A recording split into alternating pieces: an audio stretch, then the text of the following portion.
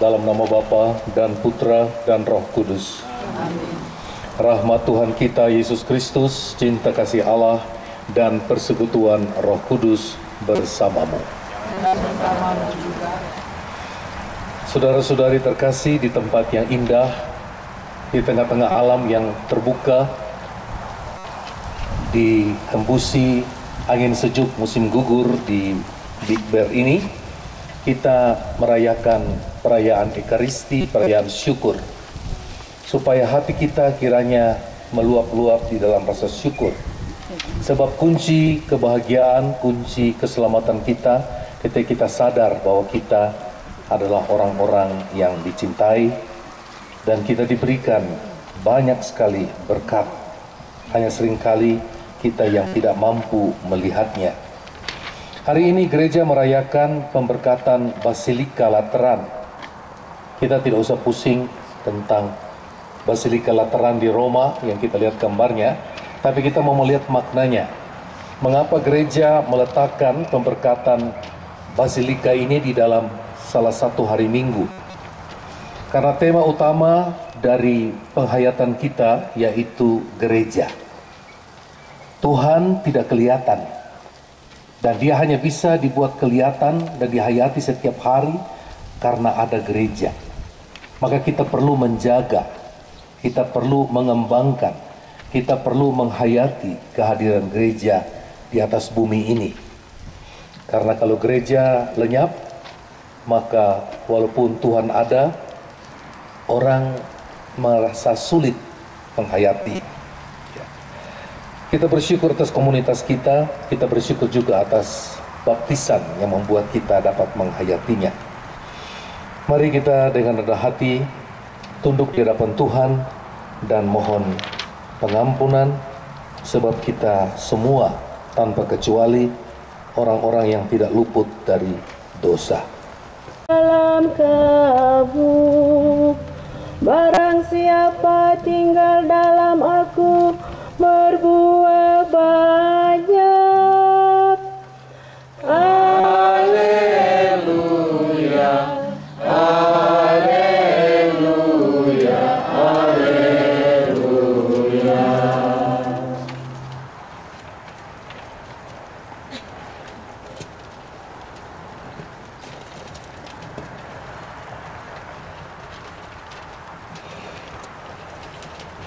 Tuhan bersamamu Dan bersamamu juga.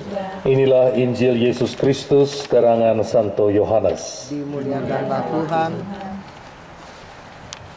Karena sudah dekat hari raya Paskah, orang-orang Yahudi, maka Yesus pun naik ke Yerusalem. Di dalam kenisah Bait Allah didapatinya orang-orang sedang menjual lembu, domba, dan burung merpati. Juga penukar-penukar uang ada di situ. Maka dibuatnyalah Yesus cemeti dari tali, lalu diusirnya sekalian mereka dari kenisah. Juga lembu dan domba dihalaunya, uang para penukar uang dihamburkannya, dan meja mereka ditumbangkannya. Kepada mereka yang menjual burung merpati dikatakannya, ambillah semua ini dan pergilah, janganlah menjadikan rumah Bapakku tempat berjualan. Maka teringatlah murid-muridnya bahwa ada tertulis, cinta akan rumahmu mengobarkan hatiku. Orang-orang Yahudi menegur Yesus dan berkata, tanda apakah yang kau tunjukkan kepada kami bahwa engkau berhak bertindak demikian?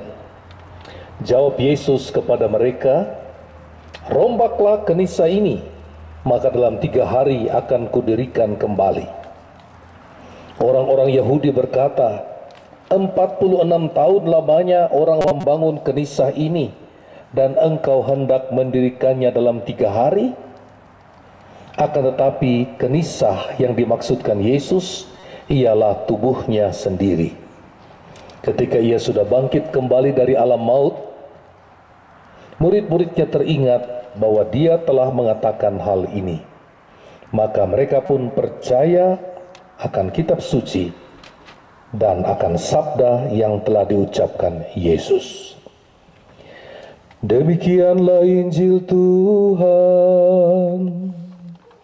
Terpujilah Kristus.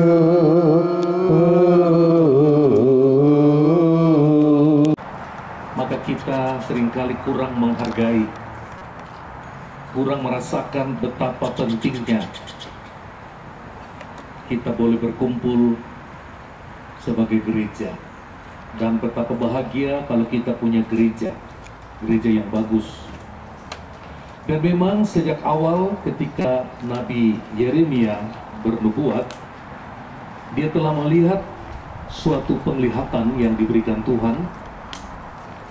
Dia melihat bait Allah, yaitu sebuah bangunan ibadat. Dan dia lihat dari pintu bait Allah itu mengalir air keluar. Air itu mengalir ke arah timur, dan di mana air itu melintas, di situ terjadi kehidupan. Rumput-rumput menjadi hijau. Ketika air itu membentuk sungai dan masuk ke dalam laut yang asin, laut itu pun menjadi tawar. Dan pohon-pohon pun bertumbuh di sepanjang sungai itu. Daunnya dapat dipakai sebagai obat, dan buahnya itu enak dimakan. Gambaran dari penglihatan Nabi ini menubuatkan tentang hadirnya gereja di dalam dunia ini. Bahwa Tuhan dihayati tidak cukup hanya di dalam hati dan tergantung pada individu tertentu, tapi dibutuhkan suatu yang bisa dilihat, bahwa Tuhan itu hadir di tengah-tengah masyarakat. Tuhan hadir di tengah-tengah manusia. Sehingga walaupun Yesus tidak kelihatan, sudah naik ke surga, bila kita melihat gereja dan bergabung di dalamnya, kita mengalami persis sama seperti yang murid-murid Yesus alami. Pewahyuan Yesus atau pewahyuan Allah untuk bisa dilihat dalam dunia ini, kita sebut gereja. Dan gereja yang paling kelihatan pertama-tama yaitu gereja sebagai bangunan. Ya, bangunan. Karena itu orang-orang membangun gereja kalau memang mampu, sedapat mungkin gereja itu dibuat istimewa. Tidak sama dengan rumah biasa. Kalau raja mempunyai istana, maka mereka membuat rumah Allah sekurang-kurangnya harus sebanding dengan istana. Gereja juga disebut sebagai rumah Tuhan. Kita menghayati gereja bukannya tempat beribadat, tetapi rumah Tuhan. Kalau kita masuk gereja Katolik, kita akan melihat ada sebuah api kecil menyala di depan. Api itu menyala 24 jam. Disebut Holy Flame atau Holy Lamp, yang menunjukkan kepada kita Allah bersemayam di sini. Maka sikap kita tidak boleh sama dengan sikap kita ketika masuk gedung pertemuan. Kita selalu ingat, walaupun kita buat kegiatan apapun, kalau kita melihat Holy Flame dalam gereja, kita mengimani Tuhan hadir. Gereja dalam arti yang kedua yaitu kumpulan orang beriman. Komunitas beriman itu adalah gereja. Sehingga kita tidak bebas mengatakan kami mau membentuk komunitas beriman, tapi menurut versi kami masing-masing. Gak bisa. Karena itu saya selalu tekankan, ICC itu tidak lain selain adalah gereja. Kita tidak bisa meletakkan dasar lain selain dasar gereja, yaitu Kristus. Walaupun kita pengen hal-hal yang lain, kita tidak bisa membangun komunitas ini pada dasar yang lain selain gereja. Santo Paulus Penulis dalam bacaan kedua yang kita dengarkan, dia katakan bahwa kamu, yaitu komunitas beriman, adalah bangunan Allah. Sekarang kasih karunia Allah yang dianugerahkan kepadaku, aku selaku ahli bangunan yang cakap telah meletakkan dasar, tapi orang lain membangun di atasnya. Dan kamu adalah batu-batu yang disusun untuk membangun bangunan Allah itu. Jadi kita jangan melihat diri kita sebagai orang yang tidak berguna atau tidak ada arti. Tuhan mengatakan Anda masing-masing adalah batu-batu yang disusun untuk membentuk bangunan Allah, yaitu gereja. Kita ada dan menjadi satu, sehingga kita mempengaruhi situasi yang ada.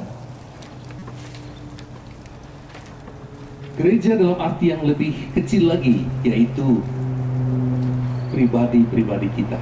Jadi kita lihat bangunan gereja, komunitas orang beriman, dan kemudian orang percaya itu sendiri adalah gereja. Tubuhnya adalah gereja, bait Allah, dan roh Allah tinggal di dalamnya. Dan itu Santo Paulus berulang kali menyebutkan umatnya sebagai orang-orang kudus. Bukan karena orang itu sudah tidak punya cacat celah, bukan. Bukan karena orang-orang itu tidak mempunyai dosa, bukan. Tetapi karena roh Kristus tinggal di dalamnya. Karena pembaptisan, kita memberikan diri kita sebagai bait Allah, bait dari roh Allah tinggal di dalam kita. Dan kita diminta untuk sedapat mungkin memperlakukan tubuh kita, hidup kita sebagai orang yang memperlakukan bait Allah. Kita tidak mengizinkan bait Allah kita dikotorkan, kan? Kita tidak ingin bait Allah kita rusak. Kita tidak ingin bait Allah kita dihina. Maka kita harus menjaganya. Kita demikian juga menjaga diri kita sebagai orang Kristiani, supaya kita tidak ternoda, tidak tercela, supaya roh Tuhan ketika hidup dalam diri kita itu pantas. Dalam Injil kita dengarkan lagi satu kutipan ketika Yesus datang ke bait Allah, dia menjadi sangat marah. Yesus jarang sekali marah di dalam Injil. Kalau Yesus menunjukkan kemarahan, berarti itu layak untuk dilampiaskan kemarahan.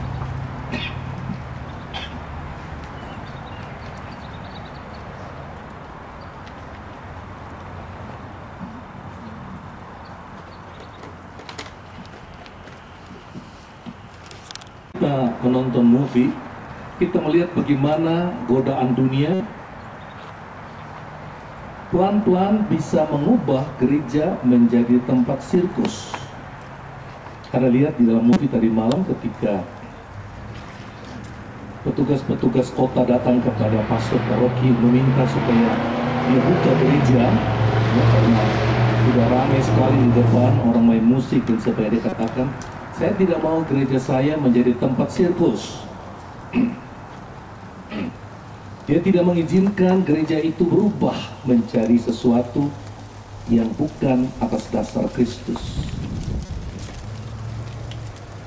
Dan kita melihat kalau tidak ada ketegasan dari sang gembala, maka gereja itu menjadi pasar.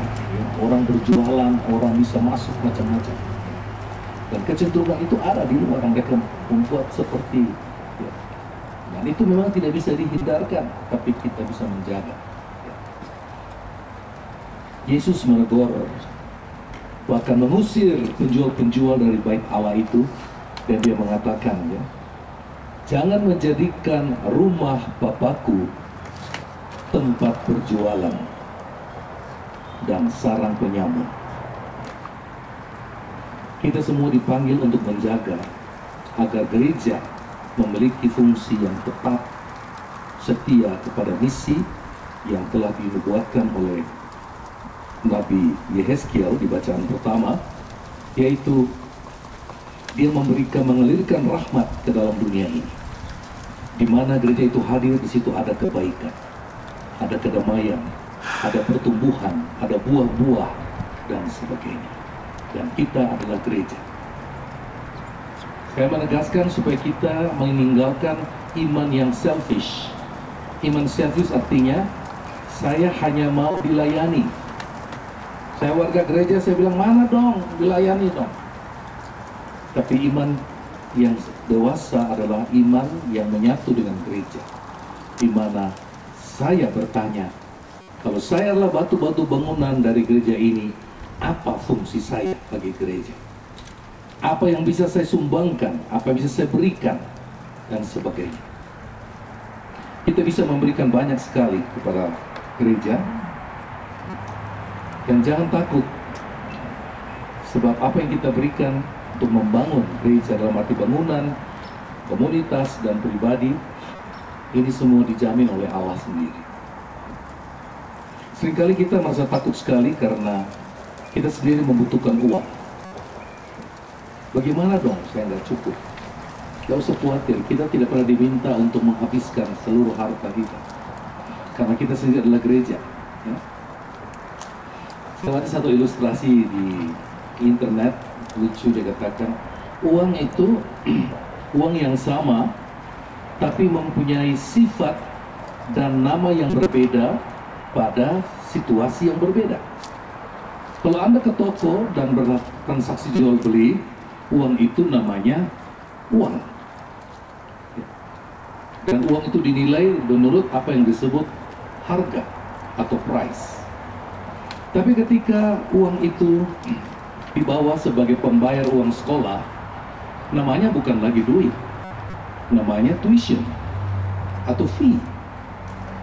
Dan ketika uang itu dibawa ke hadapan Tuhan, dia bukan lagi namanya uang, tapi namanya persembahan, offering. Dan ketika seorang suami memberikan uang pada istri, dia bukan memberikan gaji, tapi dia memberikan kewajiban. Dan Anda tahu kenapa dia memberikan kewajiban atau duty? Sebab istrinya is not duty free.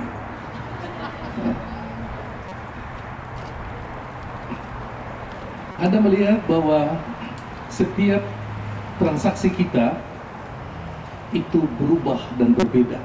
Perasaan kita pun akan berbeda. Anda tidak bisa memperlakukan offering seperti Anda berbelanja di toko, nggak bisa. Nggak bisa bilang, aduh, saya kasih begini, saya dapat berapa? Nggak bisa. Namanya offering. Anda mempersembahkan, Anda mau menunjukkan syukur, Anda mau menunjukkan Tuhan, semua yang saya punya ini daripadamu, saya memberikan offering. Kalau kita mau berpikir, saya mau memberi, kasih nggak? Kasih nggak? Kalau saya kasih, saya dapat apa dong? Itu namanya di toko, di pasar.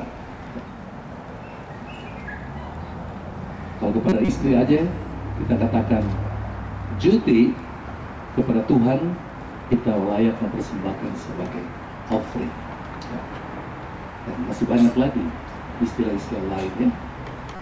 Baik, semoga kita terus berkembang menjadi orang Kristiani yang memiliki iman yang makin matang. Dalam nama Bapa dan Putra dan Roh Kudus. Amin. Kita bangkit berdiri.